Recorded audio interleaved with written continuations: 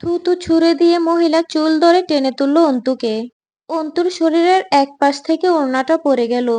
চোখ দুটো বুজে জোরে করে ডেকে উঠল অন্তু, আব্বু। টুপ করে এক ফোঁটা অশ্রু পড়ল মাটিতে।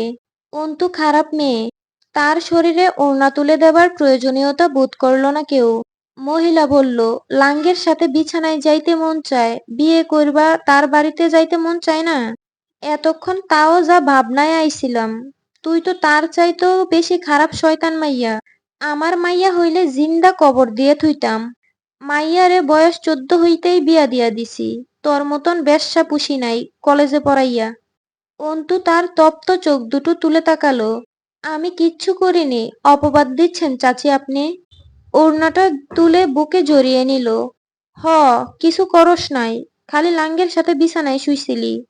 তাই তো কই, বিয়া করবার চায় না, ভার্সিটিতে পড়তে চায়। হুম, সেই দিন মা খাওয়াইছে, আইজো ঘরে স্বয়ং বেটা ছেলে ঢুকাইয়া দিয়া বাইরে গেছে গা। এতই যখন রং মনে, তাইলে আবার বিয়া করবার চাও না কেন তারে? অন্তুর সহ্য ক্ষমতা ছাড়ালো। চিৎকার করে উঠল ও। আর একবারও কেউ আমার বাপ মায়ের দিকে নির্দেশ করে কথা বললে পড়ে থাকা ইট তুলে তার মাথায় 2 খণ্ড করতে আমার হাত কাঁপবে না। জনতাদের মধ্যে একজন বিড়বিড় করে বলে উঠল, মাগির তেজ এখনো কমেনি। ঘরের বেটা ছেলে ঢুকানো মাইয়ার মুখে। অন্তুর কানে এলো কথাটা। জবাব দিল, জি না, তেজ একটুও কমেনি। কি করবেন আপনি? আমার মুখে কি মেরে ফেলবেন? আপনারা না পরিকল্পনা করেছিলেন বেত মারার? শুরু করুন। আপনাদের ভাষ্যমতে পাপ যখন করেছি, শাস্তি আমার পাওয়া উচিত। শরীয়ত অনুযায়ী শাস্তি দেওয়া শুরু করুন। কোনো নাটকীয় শাস্তির জন্য প্রস্তুত নই আমি। আপনাদের আন্দাজ করা পাপের শাস্তি কখনো বিয়ে হতে পারে না। ব্যত্রাঘাত করুন। মৌলভী সাহেব জিজ্ঞেস করলেন জয়কে, তোমার কি মতামত? জয় অন্তুর উপর থেকে চোখ ফিরিয়ে বলল, হুঁ, আমার আমার মত? আমার আর কি মত? আপনারা বললে বিয়ে করব, না করার কিছু নেই। শেষে আস্তে করে চিবিয়ে বলল, আফটার অল শালী সুন্দরী। আমার বদনাম তার গায়ে আমার নামে। অন্তু চোখ দিয়ে অনুরোধ করে উঠল, প্লিজ এমন করবেন না। আমি সত্যি বলছি, অনেক দূর চলে যাব, আর কোনোদিন অসম্মান করব না আপনার। আপনি না বলুন। জয় অনড় চোখে চেয়ে থাকলো। তার কিছুই করার নেই। সে যা চেয়েছে তাই হয়েছে। অন্তুর মুখে থুথু পড়েছে। এখন কি হচ্ছে বা কি হবে তা নিয়ে তার কোনো লাভ লোকসান নেই। কাজী আনতে গেল হামজার দুটো ছেলে। অন্তু বুঝল, বিয়ে না করতে চাওয়ার কারণ হিসেবে তার চরিত্রে সাফাই গাইলে কেউ শুনবে না। তাকে অপরাধ মেনে নিতে হবে বাঁচতে হলে। সে মৌলভীকে বলল, হুজুর, আমি পাপ করেছি। জিহ্বায় আটকাচ্ছিল কথাখানায়। একটু থেমে মিনতি করল, আপনি তার শাস্তি দিন আমায়। বিয়ে পড়ানোটা কি শরীয়তের শাস্তি হবে বলুন? আমার কথা বুঝতে পেরেছেন আপনি? অন্তুর শরীরটা থরথর করে কাঁপছে, বারবার জাঁকুনি খাচ্ছে। আমায় ব্যত্রাঘাত করে মেরে ফেলুন, আমায় ফাঁসি দিয়ে দিন, অথবা আমায় 1 বোতল বিষ। হুজুর, আমি যা করেছি তার শাস্তি আপনি আমায় 80টা না, বরং তার দ্বিগুণ 160টা মারুন। আপনি জয় আমিরের আঘাতগুলোও আমাকে দিন। ওই লোকটার বাগে যে ব্যত্রাঘাত আছে সেগুলোও আমায় করুন। জয় আমিরের কোনো দোষ নেই। মৌলভীর সামনে মিনতি করাটা ব্যাককেলের কাজ হচ্ছে। অন্তু হামজার সামনে গিয়ে দাঁড়ালো। প্রবল আত্মসম্মানী অন্তু। অনুরোধ করে উঠল, মেয়র সাহেব, আপনি কি ভাইয়ের শরীরে আঘাতের চিন্তা করছেন? নিতে হবে না, সে কিচ্ছু করেনি। সব পাপ দোষ আমার। আমি করেছি পাপ। আমার শাস্তি পাওয়া উচিত, দরকার। আমি যদি ওর আঘাতগুলো নেই, এখানে আমায় শুলে চড়িয়ে 5 খণ্ড করা হলেও তা মঞ্জুর। আমায় মেরে ফেলুন, বদনাম ধুয়ে যাবে।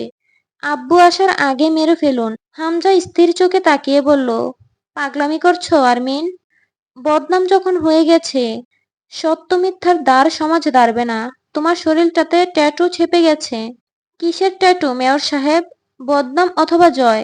অন্তু মাথা নাড়ে। ট্যাটু মুছা যায় না? না, যায় না। আমি যদি ত্বক পুড়িয়ে ভস্ম করে দেই, অথবা উপড়ে তুলে ফেলি শরীরের চামড়া, তাতে বাঁচতে পারবে?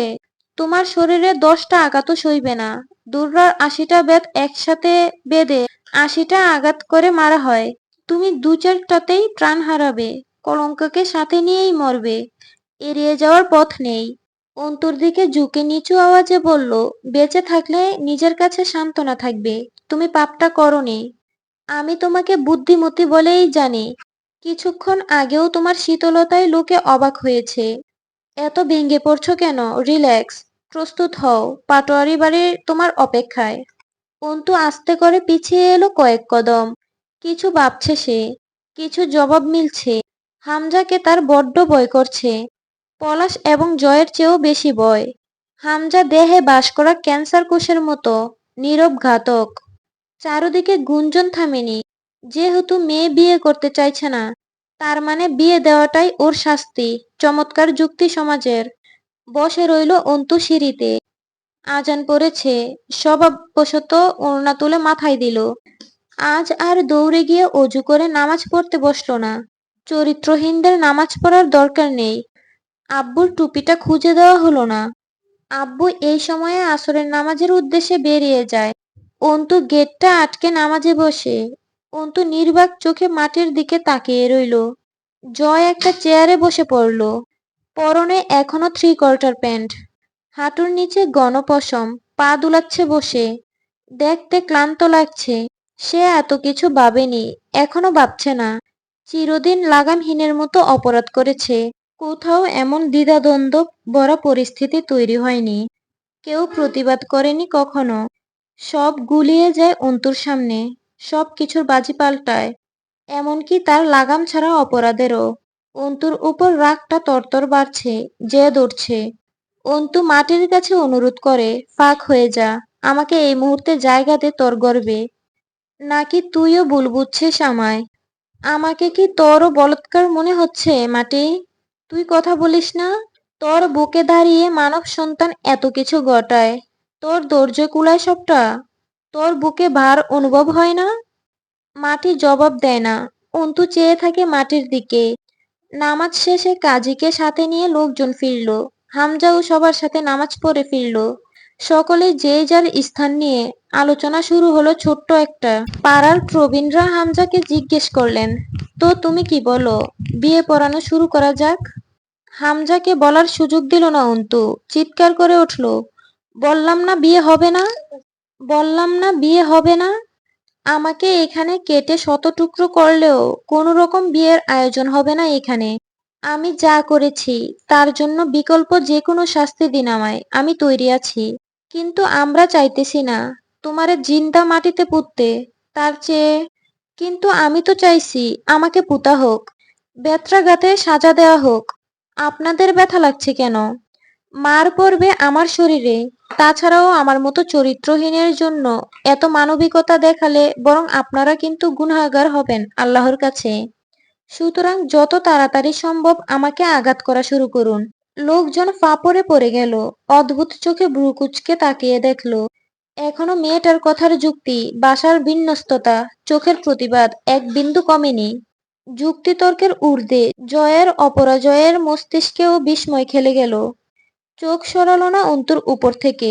অন্তুর মুখে ঘাম জমেছে, বুকটা উঠানামা করছে। দুটো চোখ কাতর, অথচ অগ্নি উৎপাতের গলিত লাভা যেন ঢলকে পড়ছে। সন্ধ্যা হবার অল্প অল্প বাকি। আমজাদ সাহেব হেঁটে এগিয়ে আসছেন। রাবেয়া ওনার ডান বাহু ধরে এগিয়ে আসছে বাড়ির দিকে ক্রমশ। অন্তিকের লম্বা মাথাটা দেখতে পাওয়া গেল ওনাদের পিছনেই। অন্তু যেন ফুরিয়ে গেল এক লহমায়। সমস্ত জীবনাশক্তি ত্যাগ করে একদলা মাটির স্তূপের পরিণত হলো মেয়েটা। এই কথাগুলো এই লোক কিভাবে আব্বুর কানে তুলবে? আব্বু কেমন লাগবে শুনতে অন্তুর ব্যাপারে এমন সব কথা? আমজাদ সাহেব অবাক হলেন বাড়ির সামনে ভিড় দেখে। অন্তুর অবস্থা দেখে সৌম্য মুখখানা অস্থির হলো। একে একে লোক আমজাদ সাহেবকে নিজেদের মন মতো করে রসান্তক কাহিনী জানাতে শুরু করে। মাইয়া তোমার আকাম তো করছে, মাগার সেই লাঙ্গের লগে বিয়াত বসবার চায় না। কেউ আবার বলে, আমজাদ মাইয়ারে ব্যবসায় দিছ নাকি? ব্যবসা যারা করে হেরা বিয়ে করবার চায় না। কথাগুলো সহ্য করতে পারে না অন্তিক। তেড়ে যায় মারতে খেপা পাগলের মতো। লোকটাকে দুটো ঘুষি মেরে নাক দিয়ে রক্ত বের করে আনলো। লোকের মেজাজে বিরূপ প্রভাব পড়লো এতে। পাপীর বাইয়ের এই আস্পর্ধা তারা ভালোভাবে নেবে না। আমজাদ সাহেব থামালেন ছেলেকে। অনেকক্ষণ যাবৎ শুনলেন দাঁড়িয়ে। পাড়ার ও সমাজের প্রতিটা স্বাধীন নাগরিকের নিজস্ব মূল্যবান মন্তব্যগুলো। কেউ জয়কে বলছে না। জয় পুরুষ, জয় হামজার ভাই, হুমায়ুন পাটোয়ারির ভাগ্নে, এই অঞ্চলের অভিজাত পরিবার, আমির পরিবারের একমাত্র উত্তরসূরি, জয়কে বলতে নেই। মাগরিবের আজান শোনা যায় চারদিকে।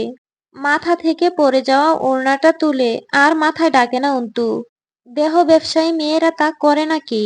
তার পর্দা পলাশ নিজের শক্তিশালী হাতে খুলেছে। তা আর অন্তিক চাইলে উঠে পড়বে নাকি? আমজাদ সাহেব ধীরে হেঁটে এসে বসলেন অন্তুর পাশে। বেশ খানিকক্ষণ কেউ কথা বলে না, শ্বাস ফেলে না কেউই। অন্তুর ভিতরে মৃত্যুর নেশা জেগেছে। আর মৃত্যুর আগে পাশে বসা আব্বুর চেহারাখানা একবার দেখতে চায় সে। বিয়ে দিতে চায় ওরা তোকে অন্তু, করে নে বিয়ে। নির্মল কণ্ঠস্বর আমজাদ সাহেবের। অন্তু হেসে ওঠে। মেরে ফেলো আব্বু আমায়। তোমার হাতে মরণ আমি ধন্যবাদান্তে গ্রহণ করব।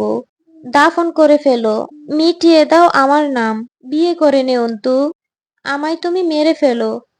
অন্তু, বিয়েটা কর। আমায় মেরে ফেলো আব্বু, বিয়ে করে নে অন্তু। অন্তু চেঁচিয়ে উঠল, মেরে ফেলো তুমি আমায়, নিজ হাতে মারো। এমনিতেও তো বেঁচে নেই, তবুও আমায় মারতে এত দ্বিধা। অথচ যখন বেঁচে ছিলাম কেউ বাঁচানোর ছিল না এই আসমান জমিনে। তুমিই বা কেন সহমর্মিতা দেখাচ্ছ আব্বু? মরা মেয়েকে মুক্তি দাও। তার আত্মাটা আটকে আছে, খুব ছটফটাচ্ছে ছাড়া পেতে। এতক্ষণে অন্তু তার হৃদয়ের ক্ষরণ টের পেল। অন্তুদের কান্না বিশেষ মানুষেরা ছাড়া কেউ দেখতে পায় না। সে কখনো রাবেয়ার সামনেও কাঁদে না। রাবেয়ার গুনগুনানি তার কানে আসছে। একধারে বসে হু হু করে কাঁদছেন। আমজাদ সাহেব অন্তুর হাতটা নিজের হাতের উপর রেখে বললেন, কোন অপরাধে মারি তোকে বলতো অন্তু? আমার মতো দুর্বল হাত কাটা বাপের ঘরে জন্মানোর অপরাধে? তোকে মেরে নিজেকে জবাব কি দিব আমি? শিখিয়ে দে। যে পাপ তুই করতে পারিস না, সে না করা পাপের শাস্তি দেবার উপায় বল। পাপ করেছি আব্বু, চুপ থাকতে না পারার পাপ, ভেতরের ঘেন্নাকে ভেতরে চেপে মিথ্যে তোষামোদ না করতে পারার পাপ। তোমার শেখানো আদর্শ খুব ভারী পড়ছে আব্বু আমার উপর। এত পাপের পরেও পাপ নেই বলছো? পাপ করলে তোকে আমি মেরে ফেলতাম।